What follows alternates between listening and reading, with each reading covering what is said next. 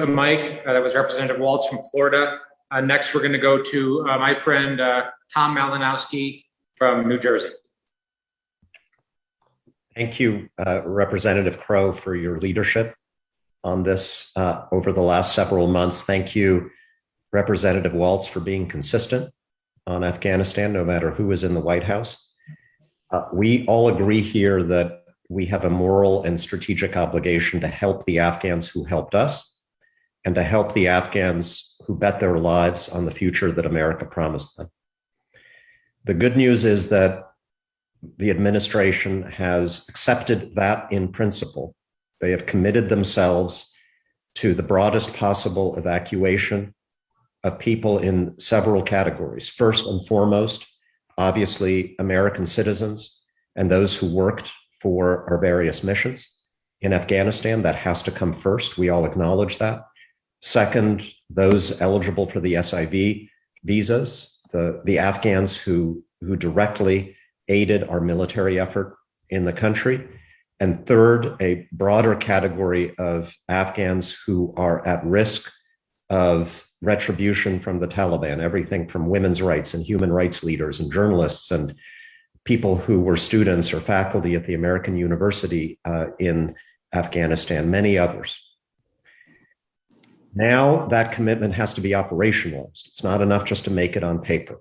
And to operationalize it, as others have said, first and foremost, we have to fully secure the airport.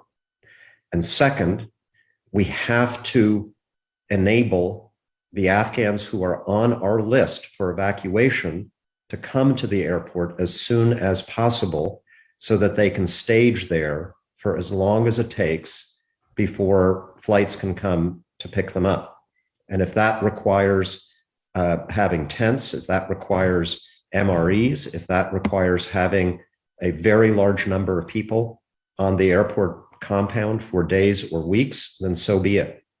Certainly it will require American troops, more troops than we had before President Biden made this decision. Let the irony of that sink in, but that is what is required right now. The reason for this, the reason why we need them at the airport now is because with every passing hour, it is going to become harder for Afghans on our list for evacuation to get to the airport safely.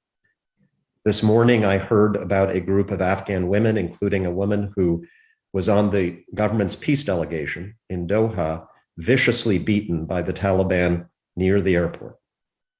As others have pointed out, these people are not going to be able to come to the airport with their passports and their IDs and their application documents for visas. We are going to have to identify them probably based on their telephone numbers. The good news is the State Department has their telephone numbers. They have a list of people who need to be evacuated. We need to start calling those people the moment the airport is secure and bring them there. And then, as others have pointed out, make a clear public commitment that we will hold that airport for as long as it takes. The question here is whether this is going to be Saigon or Dunkirk. Are we going to leave people behind as we did in South Vietnam, or are we going to hold the beach until everybody is taken off that beach? I hope that it's the latter, and that from that moment, we can begin to rebuild some semblance of American support for the idea that Afghanistan can be a freer and better place and not a haven for people who wish to attack the United States of America. Thank you. Thank you, Representative Malinowski. Next, we're going to go to my friend, Representative Peter Meyer from Michigan.